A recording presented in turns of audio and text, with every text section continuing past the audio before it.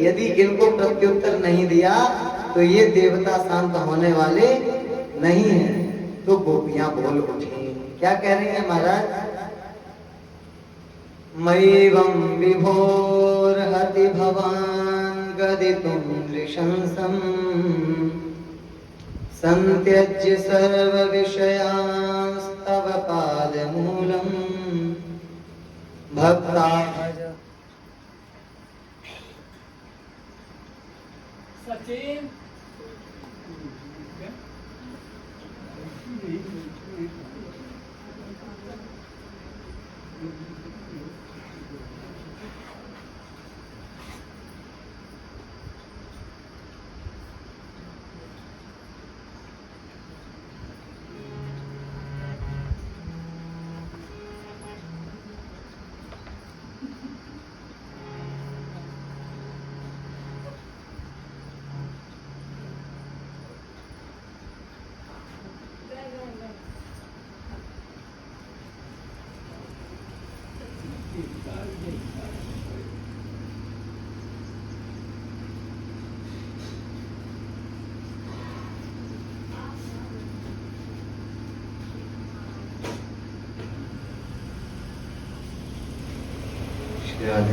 बोल भक्तवत्सल भगवान की। गोपियां बोली, नाथ आपने बहुत ही सुंदर ज्ञान सुनाया, अब हम भी कुछ कहना चाहते हैं। भगवान ने कहा, हम तो इसी की प्रतीक्षा कर रहे हैं कि आप कुछ कहो। गोपियां बोली, एक पत्नी का पति, एक नारी का पति उसे बहुत ही प्रीति पूर्वक रखता था, नया विवाह हुआ था, तो जो वो उसकी पत्नी थी वो थोड़ी कम पढ़ी लिखी थी। एक दिन की बात, पति ने कहा, देवी जी मैं व्यवसाय के काम से विदेश जा रहा हूँ और मैं 10 दिन में लौट आऊंगा। पत्नी ने कहा, महाराज ये 10 दिन कितने होते हैं? तो पति ने दीवार पे 10 लकीरें कर दी, 10 लाइन कर दी। बोले कि रोज नित्य प्रति एक पंक्ति को मिटा देना, और जिस दिन ये सारी पंक्तियां मिट जाएंगी उस दिन मैं आ जाऊंगा। महाराज मैं कैसे रहूंगी आपके बिना? तो पति ने एक अपना चित्रपट, पिक्चर, फोटो उस नारी को दे दी, देवी को दे दी।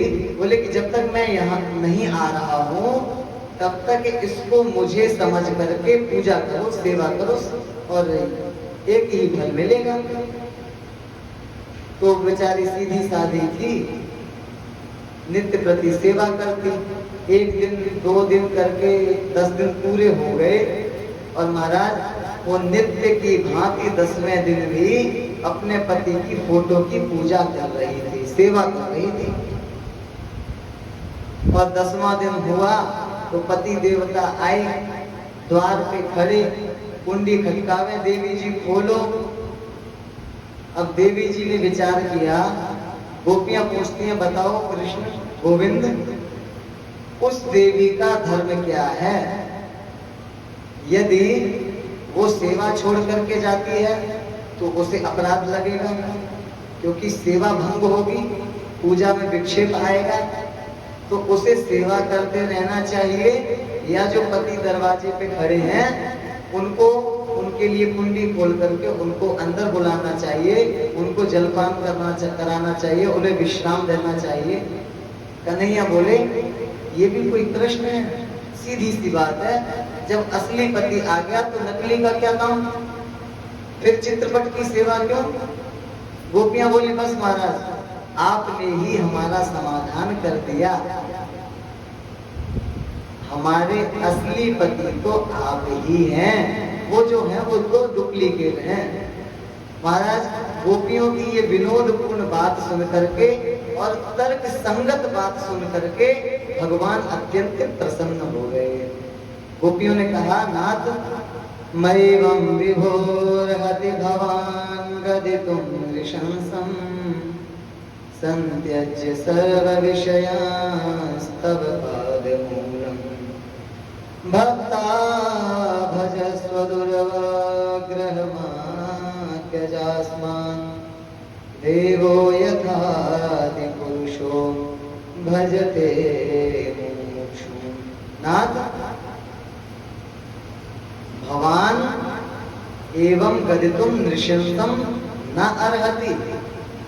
आप ये जो ऐसा कटु वचन बोल रहे हो, ये आपको शोभा नहीं देता। हे विभो, विभो अर्थात होता है संपूर्ण सृष्टि में जो व्याप्त है। गोपियां भगवान के वास्तव स्वरूप को जानती थी, समझती थी, क्योंकि वेद की ऋचाएं थी, ऋषि मुनि थे। बोले कि नाथ, आपको ये शोभा नहीं देता कि पहले तो आपने बुलाया और हम संत्यज्य सर्व विषयांस तव पाद मूलम, सब संसार का त्याग करके, परित्याग करके आपके श्री चरणों में आ गए। तो अब आप ये दुराग्रह त्याग दीजिए और भक्ता भजस्व, आप हमारा भजन कीजिए, अर्थात हमें स्वीकार कीजिए। मां त्यजास्मान, हमारा त्याग मत कीजिए। जैसे अपनी शरण में आए हुए देवो यथादि पुरुषो भजते मुमुक्षुन्, मोक्ष की इच्छा रखने वाले भक्तों का पाणि ग्रहण, उनकी स्वीकारता भगवान कर लेते हैं, इसी प्रकार आप हमें त्यागिए मत। गोपियों की ये बात सुनकर के भगवान अत्यंत प्रसन्न हो गए। और महाराज फिर तो क्या था, वहां पे गोपियों के मध्य में श्याम सुंदर कन्हैया नृत्य करने लगे। मृदंग, परवानक, ढोल, मजीरा, शंख वहां पे एक साथ बाज उठे और यमुना जी के तट पे, यमुना पुलिन पे बहुत ही सुंदर रास आरंभ हो गया। सुखदेव जी महाराज वर्णन करते हैं, बाहो प्रसार परिरंभ कराल कोलू, निवेस्तना लवन नर्मनकाग्रपातैः, शैल्यावलोक हसितैर्व्रज सुंदरीणाम्, उत्तम भयं रतिपतिं रमयाञ्चकार। महाराज तो प्रेमोल्लास को बढ़ाने वाला महाराज यमुना जी के पुलिन पे आरंभ हो गया। सभी गोपियों के मध्य में श्याम सुंदर ऐसे सुशोभित हो रहे हैं जैसे कि बिजलियों के मध्य में मेघ, जब मेघ आता है, बादल आते हैं तो बिजली चमकती है। तो सुंदर सुंदर गोरी गोरी गोपियां और श्याम सुंदर छैल छबीले कन्हैया, उनके बीच में ऐसे सुंदर दर्शन हो रहे हैं जैसे मेघ के बीच में बिजली के और बिजली के बीच में मेघ के दर्शन होते। बड़ी ही सुंदर झांकी। और वहां पे रास प्रारंभ हो गया। महाराज नृत्य करते करते गोपियों के मन में ये भाव आया कि वाह रे, हम धन्य है, हम त्रिलोकी नाथ को अपने इशारों पे नचा रहे हैं। देखो देखो, हम जैसे जैसे हाथ करती है वैसे वैसे गोविंद भी अपने हस्तकला से नृत्य करते हैं। हम कहते हैं कि ठुमका लगाओ तो कमर पे हाथ रख करके नृत्य कर रहे हैं। तो हमारे इशारे पे त्रिलोकी नाथ नाच रहे हैं। वाह रे, हम आत्मानम में निरे स्त्रीणाम माने नियोभ्यधिकम भुवि। गोपियों के अंदर जैसे ही मान आया, जैसे ही अभिमान आया, तो भगवान का ये प्रण है कि जहां आता है अभिमान वहां से चले जाते हैं भगवान। भगवान ने कहा ओ हो, कसर तो अभी भी है थोड़ी बहुत। तो भगवान तासां तत्सौ भगवदं वीक्ष्यमानं च केशवा तस्माय प्रसादाय तत्रैवान्तरधीयता। उनके उस मान का शमन करने के लिए, उनको प्रसन्न करने के लिए, उनके हृदय को निर्मल बनाने के लिए भगवान उन गोपियों के बीच में से अंतर ध्यान हो गए। कुम्हार के यहाँ जाते हैं घड़ा लेने के लिए, तो एक एक घड़े को उठा के ठोक पीट के देखते हैं कहीं कोई चटका तो नहीं है, कहीं कोई कमजोर तो नहीं है। भगवान इसी प्रकार अपने भक्त को, जो भगवान की शरण में जीव आ गया, अपने प्रेमी को बहुत ही ठोंक बजा के देखते हैं, कहीं कोई कसर तो नहीं रह गई। माताएं चूल्हे पे चावल बनाती हैं और जैसे ही पात्र रखा, बर्तन रखा, उसमें चावल डाले, नीचे अग्नि प्रज्वलित की, जल गर्म हुआ, चावल पकने लगते हैं। तो माताएं बीच बीच में उसको देखती हैं, निकाल निकाल के कि पक गया या अभी बचा है। और यदि चावल में कसर रहती है तो थोड़ी देर उसे और चूल्हे पे रखा रहने देते हैं। जब पूर्ण रूप से वो भात बन जाता है तब निकाल करके उसको छान करके ठाकुर जी को भोग लगा के तब थाली में परोसती है। तो भगवान भी देखते हैं, चेक करते हैं कि कहीं कोई कसर तो नहीं रह गई। भक्ता भजस, तो भगवान को भात बहुत प्रिय है। भात का भोग लगता है भगवान को। वो भात क्या है? भक्त का हृदय। भक्त को कहा ही इसलिए भक्त जाता है, भक्त का मतलब है भात पका हुआ एकदम, जिसमें जरा सी भी कोई कण या कड़ापन, टाइटनेस ना बचे, वो भक्त का हृदय। तो भगवान देखते हैं कि अभी भी कुछ कसर बची है, इसलिए भगवान प्रश्नमाय प्रसादाय तत्रैवान्तर्धीयत, उन गोपियों के मान का शमन करने के लिए, प्रसादाय, उनको प्रसन्न करने के लिए, उनको स्वयं की प्राप्ति कराने के लिए भगवान वहां पे अंतर ध्यान हो गए। अब तो महाराज जैसे ही अंतर ध्यान हुए तो गोपियां तो वहां पे अचेतन अवस्था को प्राप्त होने लगी। अत्यंत विरहाकुल गोपियां भगवान के विरह में रोने लगी। हे नाथ हे रमण प्रेष्ठ क्वासी क्वासी महाभुजा, हे गोविंद आप कहाँ हो? हे नाथ आप कहाँ हो? क्वासी क्वासी, हे माधव आप छोड़ करके कहाँ चले गए? अत्यंत विरहाकुल होकर के गोपियां रुदन करने लगी और विरहावस्था में उनकी ये स्थिति हो गई कि वो कभी तो कच्चित तुलसी कल्याणी, कभी तो तुलसी से पूछती हैं, कभी वट वृक्ष से पूछती हैं, कभी धरती माता से पूछती हैं कि आपने मेरे गोविंद को देखा? तुलसी से पूछा, तुलसी तुलसी जी कल्याणी आपने माधव को देखा? क्योंकि माधव तो सबसे अधिक आपको प्रेम करते हैं, आपके बिना वो भोग भी नहीं लगाते। हवा का झोंका आया, तुलसी हिल गई, एक बोली अरे अरे ये क्यों बताएगी, ये तो अपनी सौतन लगती है। तुलसी मैया को उलाहना सुनाते हुए आगे बढ़ गई गोपियां। आगे जाकर के धरती मैया से पूछा, धरती मैया आपका तो उद्धार करने के लिए, आपके ऊपर धर्म की स्थापना करने के लिए भगवान हर युग में अवतार लेते हैं। यदा यदा हि धर्मस्य ग्लानिर्भवति भारत, है अभ्युत्थानम धर्मस्य तदात्मानम, मैं तब तक अवतार लेता हूँ, भगवान का ये प्रण है।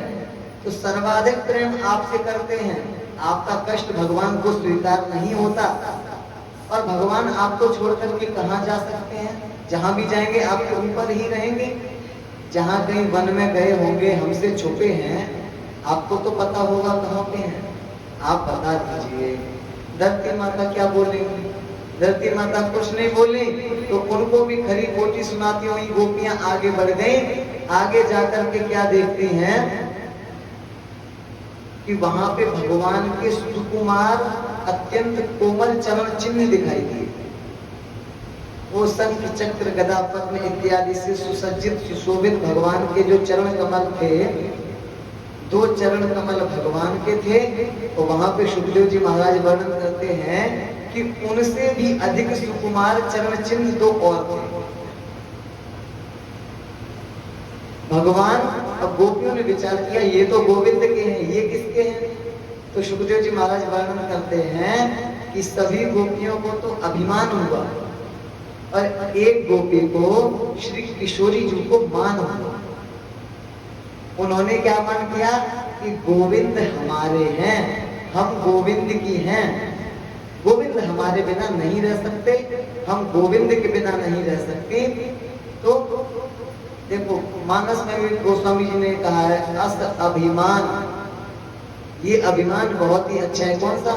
मैं सेवक रघुपति पति मोरे, मैं रघुनाथ जी का सेवक हूँ और रघुनाथ जी मेरे परिपालक हैं, मेरे स्वामी हैं। तो उनको मान हुआ कि मैं श्याम सुंदर की हूँ और श्याम सुंदर मेरे हैं, तो उनको लेकर के भगवान वहां से अंतर ध्यान हो गए। अब जब थोड़ी दूर पे चली तो उन्होंने कहा, उन्होंने भी विचार किया कि देखो तो सबको छोड़ करके एकमात्र मुझे लेकर के आए हैं, सबसे अधिक बड़भागिनी तो मैं हूं। और जैसे ये भाव आया भगवान समझ गए। वो गोपी कहने लगी कि गोविंद अब मुझसे चला नहीं जाता है।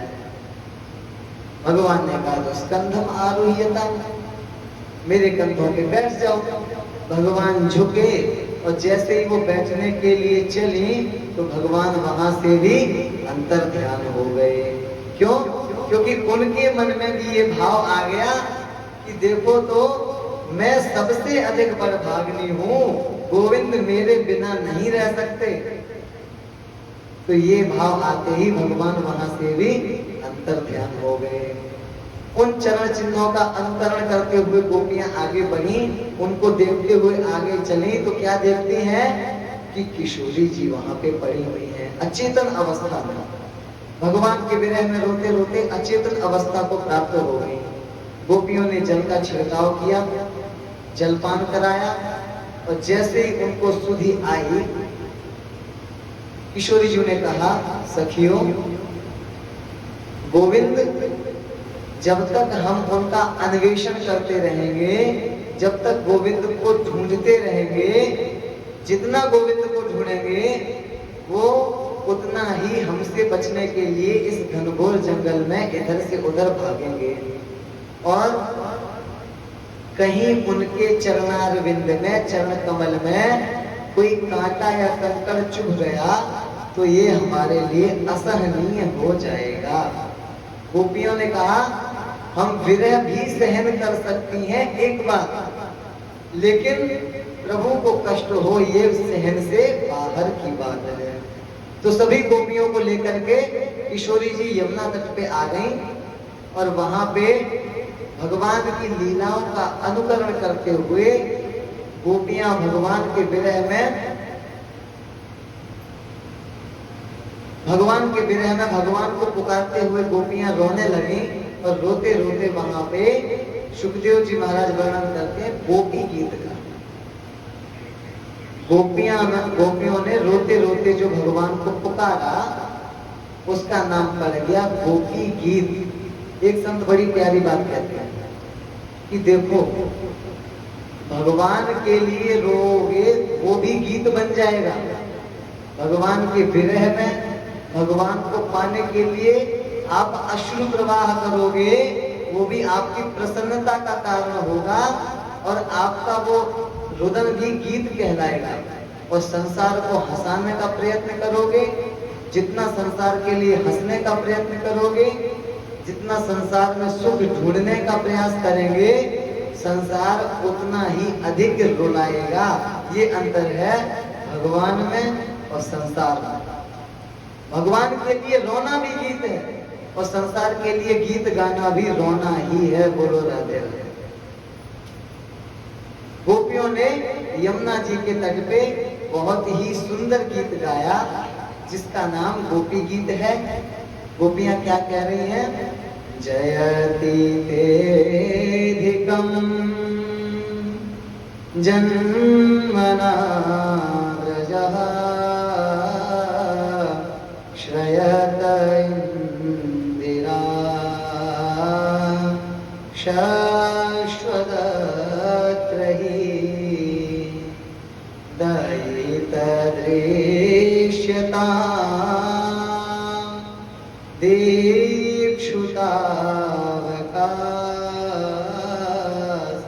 त्वां विचिन्वते नाथ त्वयि धृतासवस त्वाम विचिन्वते। ये जो मेरे प्राण हैं ये आप में ही समाहित हैं, ये आपके ही हैं और इनसे हम आपको ही पाना चाहती हैं।